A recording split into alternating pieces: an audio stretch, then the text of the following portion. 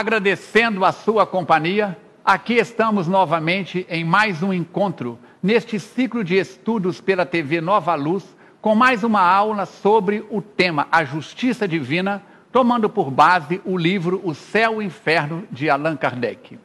Na aula anterior, fizemos uma viagem pela primeira e segunda parte da obra, apresentamos o índice e citamos os capítulos. Depois apresentamos comentários diversos sobre a magnitude dos ensinamentos contidos, recomendando a todos que nos acompanham a adquirir a obra e, ao lerem e estudarem cada página, irem grifando os pontos de seu maior interesse, as suas observações, assim como também ampliando o seu aprendizado.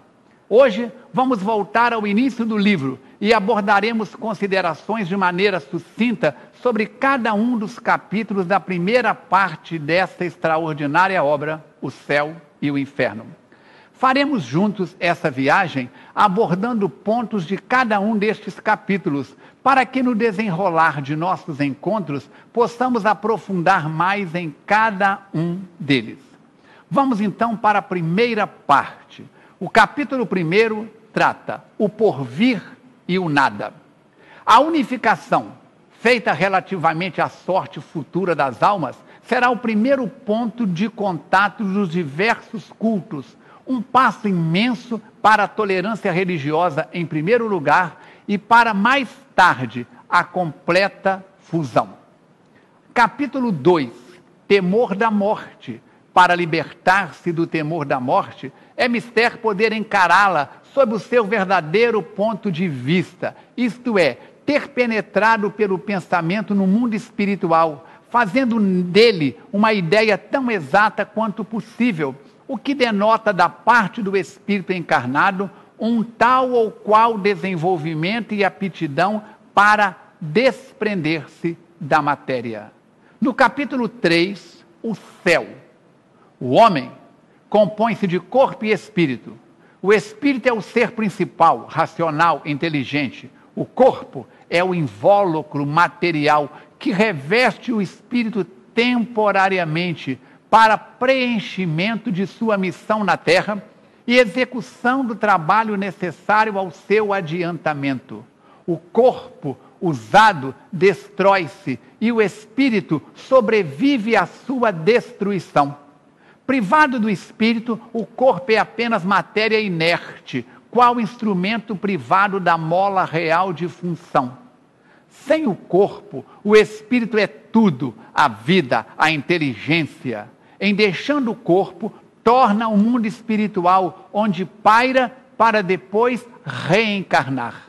A encarnação é necessária ao duplo progresso, moral e intelectual do espírito, ao progresso intelectual pela atividade obrigatória do trabalho, ao progresso moral pela necessidade recíproca dos homens entre si. A vida social é a pedra de toque das boas ou más qualidades.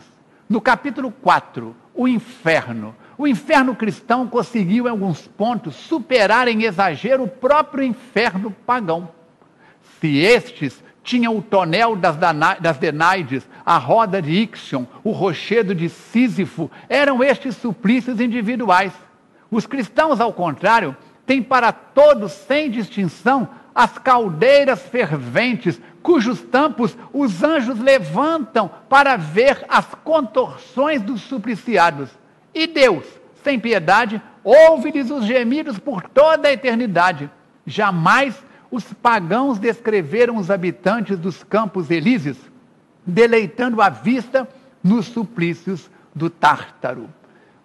Os bem-aventurados, sem deixarem o lugar que ocupam, poderão afastar-se de certo modo em razão do seu dom de inteligência e da vista distinta, a fim de considerarem as torturas dos condenados, e vendo-os, não somente serão insensíveis à dor, mas até ficarão repletos de alegria e renderão graças a Deus por sua felicidade, assistindo à inefável calamidade dos ímpios. São Tomás de Aquino, quanto aos limbos, Kardec coloca a simples lógica. Repele uma tal doutrina em nome da justiça de Deus, que se contém integralmente nessas palavras do Cristo, a cada um segundo as suas obras. Obras sim, boas ou más, porém praticadas voluntárias e livremente, únicas que comportam responsabilidade. Neste caso, não podem estar a crença, o selvagem.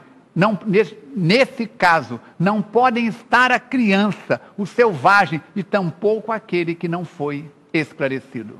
No capítulo 5, o purgatório, o Evangelho não faz menção alguma do purgatório, que só foi admitido pela Igreja no ano de 593. É incontestavelmente um dogma mais racional e mais conforme a justiça de Deus que o inferno, porque estabelece penas menos rigorosas e resgatáveis para as faltas de gravidade mediana. Jamais foram determinados e definidos claramente o lugar do purgatório e a natureza das penas aí sofridas. A nova revelação estava reservado o preenchimento dessa lacuna, explicando-nos a causa das terrenas misérias da vida, das quais só a pluralidade das existências poderia mostrar-nos a justiça. No capítulo 6, doutrina das penas eternas, segundo o profeta Ezequiel, a alma que tem pecado morrerá ela mesma. O filho não sofrerá pela iniquidade do pai, e o pai não sofrerá pela iniquidade do filho. A justiça do justo verterá sobre ele mesmo, a impiedade do ímpio verterá sobre ele. Se o ímpio fez penitência de todos os pecados que tem cometido, se observou todos os maus preceitos, se obra segundo a equidade de justiça, ele viverá certamente e não morrerá. Eu não me lembrei mais de todas as iniquidades que ele tenha cometido.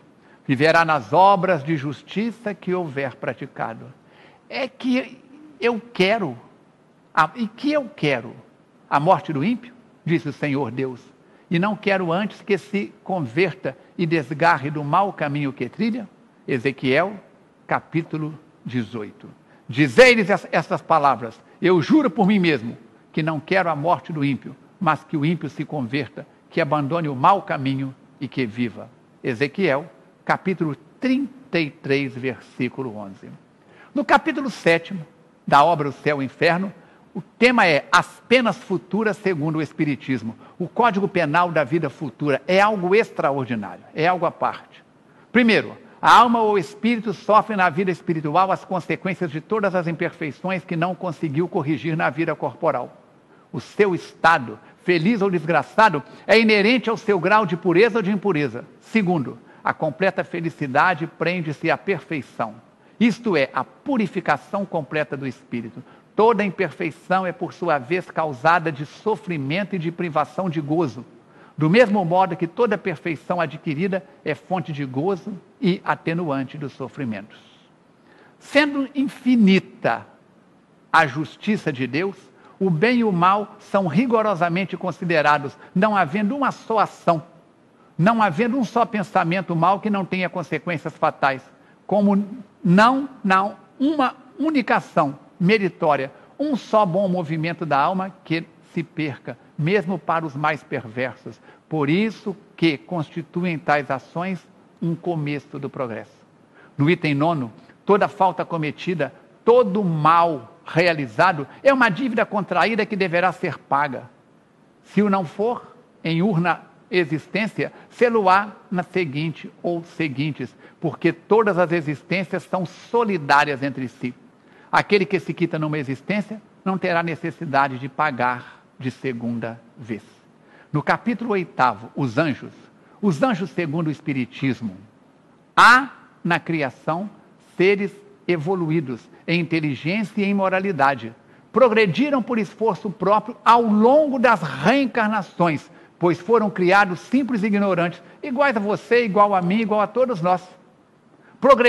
Progridem mais ou menos rápido pelo correto uso do livre-arbítrio, do esforço pessoal e do sacrifício. Deus não revela preferências, mas concede a todos oportunidade de progresso pela vivência de suas leis. Os espíritos, nas primeiras fases da existência, podem errar, mas porque lhes faltam conhecimento, moralidade e discernimento. Evoluem continuamente, nos dois planos da vida, até chegarem ao estado de espírito puro ou anjo. Espíritos puros ou anjos são, pois, as almas dos homens chegados ao grau de perfeição que a criatura comporta, gozando em sua plenitude da felicidade prometida. Antes, porém, de atingir o grau supremo, desfrutam de uma felicidade relativa ao seu adiantamento. Felicidade que consiste não na ociosidade, mas nas funções que apraz a Deus confiar-lhes e por cujo desempenho se sentem felizes, visto que tais ocupações representam para eles um meio de progresso. O céu é o inferno. Capítulo 8. No capítulo 9, os demônios. Os demônios, segundo o Espiritismo, há somente a criação de seres inteligentes. Nem anjos, nem demônios. São entidades distintas. Resulta que há espírito em todos os graus de adiantamento moral e intelectual, conforme a posição em que se acham na imensa escala do progresso. Em todos os graus existe, portanto, ignorância e saber, bondade e maldade. Nas classes inferiores destacam-se espíritos ainda profundamente propensos ao mal e comprazendo-se com o mal. A estes pode denominar-se demônio, daimons, pois são capazes de todos os malefícios aos ditos atribuídos.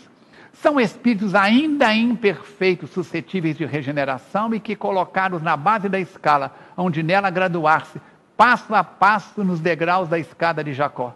A palavra demônio não implica na ideia de espírito mau, senão na sua acepção moderna, porquanto o termo daimon, de onde ela derivou, significa gênio, inteligência e se aplicava aos seres incorpóreos, bons ou maus, indistintamente.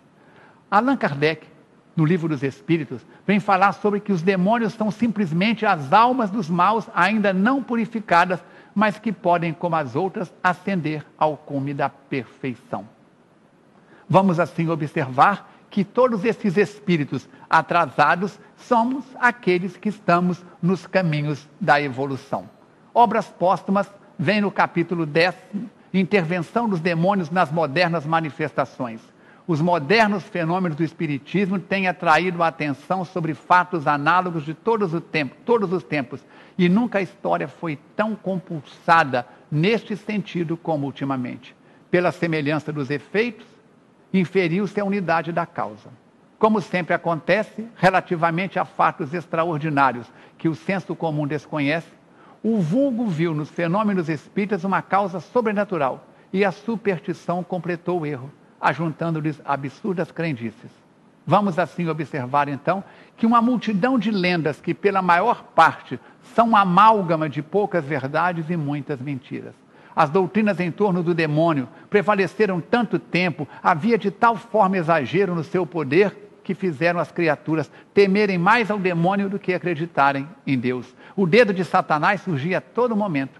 E assim nós vamos observando que tudo isso são coisas da cultura popular dessa ou daquela época, conduzidas por mentes de religiosos irresponsáveis. A doutrina espírita vem assim, abrir a nossa consciência, nos falar que anjos e demônios somos aqueles que estamos no ciclo da evolução. Quando você faz o bem, quando eu faço o bem, estamos na frequência angelical. Quando optamos por fazer o contrário, estamos na frequência dos gênios que simbolizam a ausência do bem, que é o mal.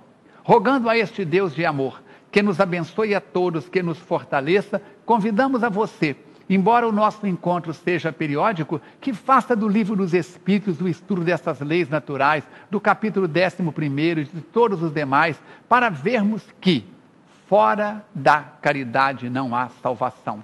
E a maior caridade que você pode, que eu posso fazer em favor próprio. Somos responsáveis e senhores pela nossa vivência diária. Ler e estudar Kardec oferece-nos a possibilidade de conhecer-nos melhor e aproveitar a hora presente, o aqui e agora, como o momento mais importante da nossa existência. Rogando a este Deus de amor e bondade, que abençoe você, sua casa, seu trabalho, todos os seus propósitos nobres, que nos ajude na transformação constante, em atitudes de orar e agir no bem, diminuindo a distância que nos separa do Mestre, desejamos que você possa, cada dia mais, ser aquele que espalha por onde passa, pegadas de luz, mostrando para os que venham depois de ti, o caminho que conduz na direção de Jesus. Até o nosso próximo encontro. E muita paz a cada passo da tua jornada.